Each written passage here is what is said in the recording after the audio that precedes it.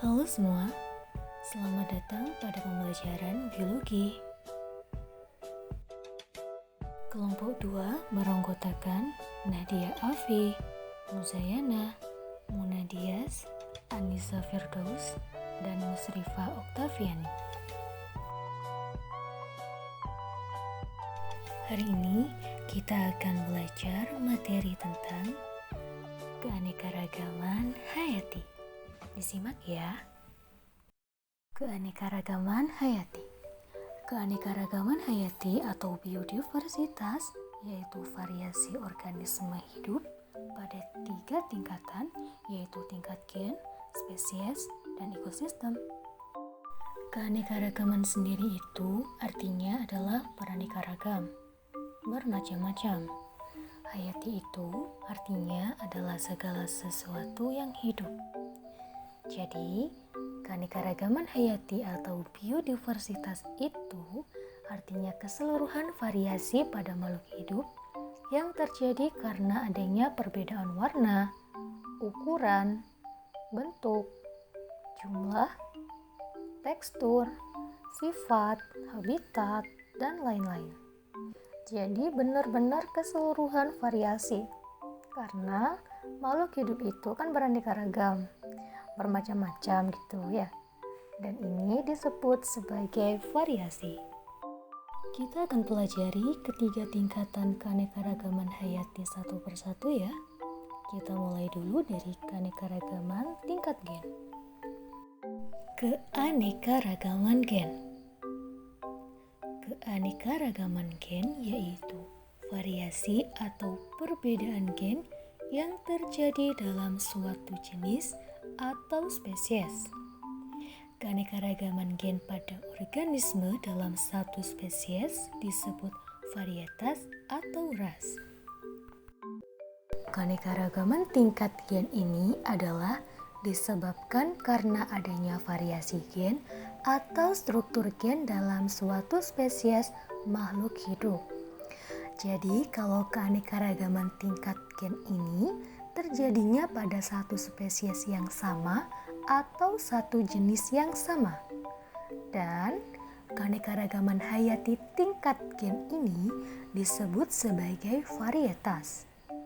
Nah, sebagai contoh misalnya mawar. Mawar itu kan ada yang warna merah, ada yang warna putih, ada yang warnanya pink gitu ya. Padahal satu jenis mawar, tapi warnanya berbeda-beda. Ini mengakibatkan adanya suatu variasi. Nah, selanjutnya juga dengan manusia. Ada orang yang kulitnya putih, ada yang kulitnya hitam, ada yang rambutnya keriting, ada yang rambutnya lurus, ada yang matanya belok, ada yang matanya sipit gitu ya.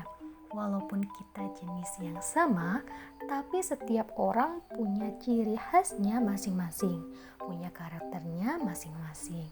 Nah, itu juga sebagai varietas yang ditimbulkan oleh gen. Jadi, gen antara satu orang dan orang lain itu pasti berbeda.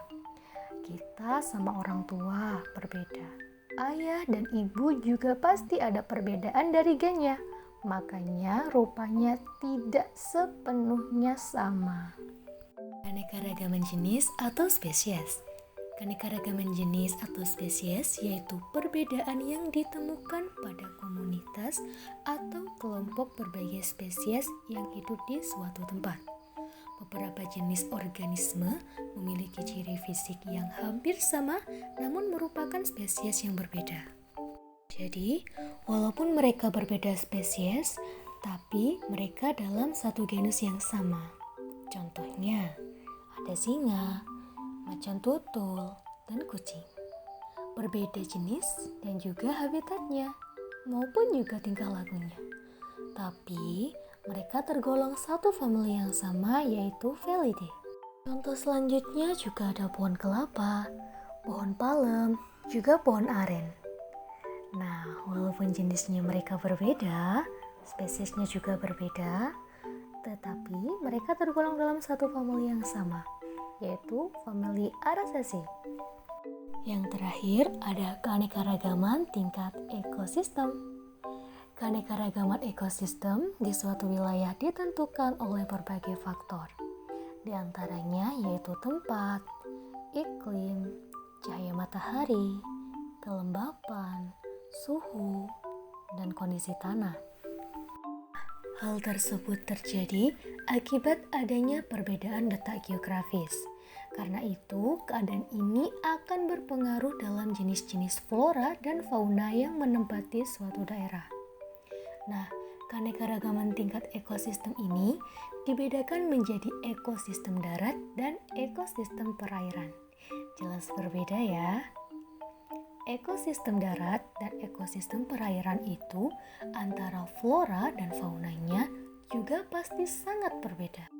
Keanekaragaman ekosistem yang ada di darat ini memunculkan berbagai macam bioma. Apa saja biomanya?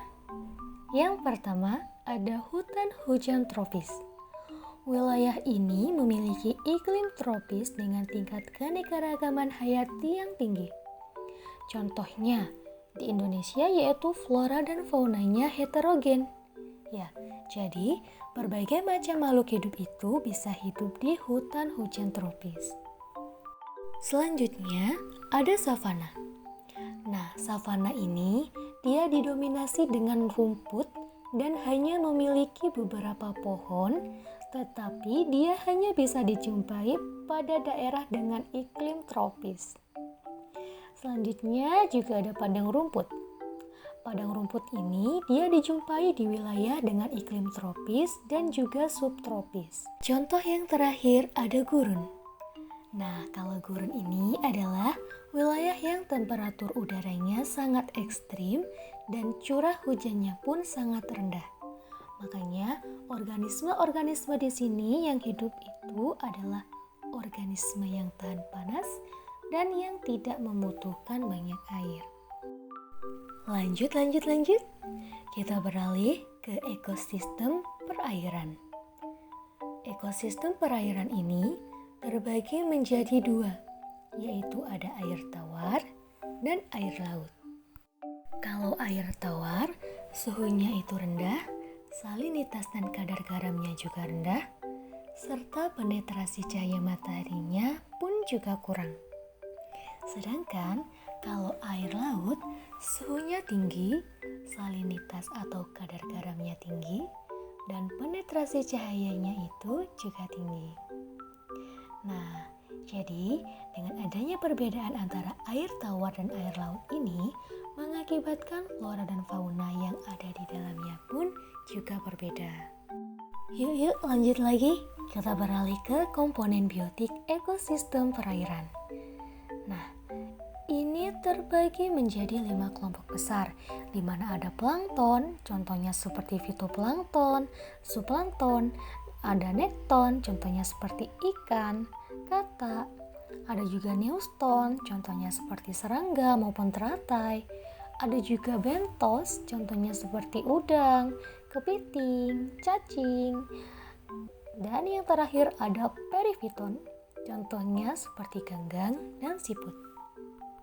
Wah, gak kerasa materi keanekaragaman tingkat gen, jenis, dan ekosistem telah selesai kita pelajari.